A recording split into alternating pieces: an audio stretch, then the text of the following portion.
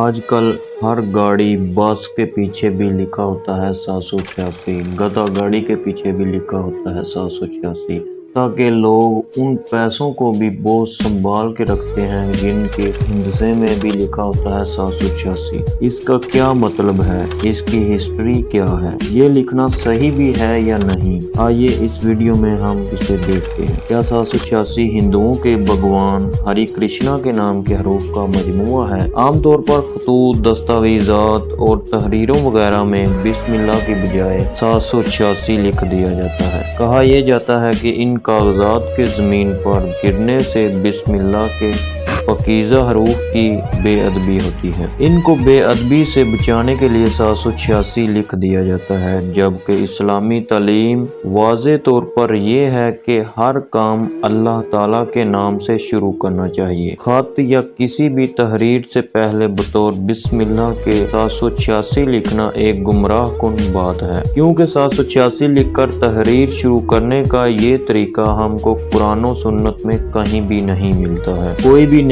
کام شروع کرنے سے پہلے زبان سے بسم اللہ الرحمن الرحیم ادا کرنا یا لکھنا بہت ہی اچھا اور ثواب کا کام ہے۔ اللہ تعالیٰ نے قرآن حکیم کو بھی بسم اللہ الرحمن الرحیم سے ہی شروع فرمایا ہے۔ جو کام اللہ کے نام سے شروع نہ کیا جائے اس میں برکت نہیں ہوتی اور وہ تکمیل تک بھی نہیں پہنچتا۔ یہ بات قابل غور ہے کہ کیا اس طرح اللہ تعالیٰ کا نام لینے کے بجائے 786 لکھ دینا صحیح ہے؟ فرض کیجئے کسی کے نام کے اعداد کا مجموعہ 420 ہو اور کوئی اسے نام کی بجائے مسٹر 420 کہہ کر پکارے تو اس کا رد عمل کیا ہوگا؟ اگر کسی کا نام انور ہے تو اس کو 257 صاحب کہہ کر نہیں بلایا جاتا۔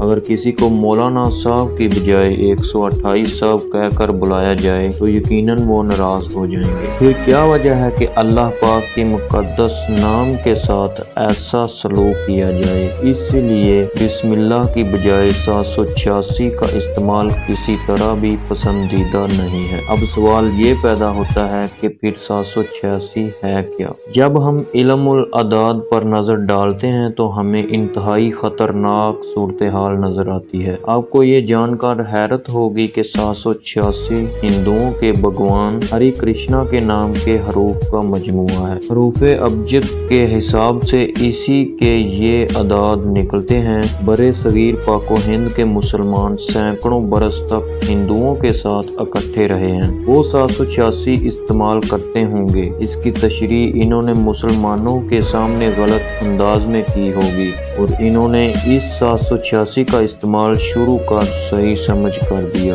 بسم اللہ کے اعداد کا مجموعہ کسی بھی صورت میں 786 نہیں بنتا۔ بسم اللہ الرحمن الرحیم کے 786 نہیں بلکہ 787 اعداد ہوتے ہیں اور ہرے کرشنا کے 786 اعداد بنتے ہیں۔ تفصیلات میں آپ کو دکھایا جاتا ہے، جیسا کہ بسم اللہ کے یہ اعداد ہیں اور الرحمن کے یہ اعداد ہیں اور الرحیم کے یہ اعداد ہیں۔ مجموعی نمبر 787 ہوتا ہے، جبکہ ہرے کرشنا اور روی شنکر کا مجموعہ نمبر 786 ہوتا ہے۔ اس کی بھی تفصیلات یہ ہیں، جیسے کہ ہری کرشنا اس کے اعداد یہ ہیں اور روی شنکر کے یہ ہیں جو کہ 786 ہیں۔ بالفرض اگر مان بھی لیا جائے کہ بسم اللہ الرحمن الرحیم کے اعداد 786 ہی ہیں تو بھی بسم اللہ کے لیے اس طرح کے اعداد کا استعمال در حقیقت اللہ تعالیٰ کی ناراضگی کو دعوت دینے کے مترادف ہے۔ ذرا سوچئے کہ کیا قرآن کریم علم، ہندسہ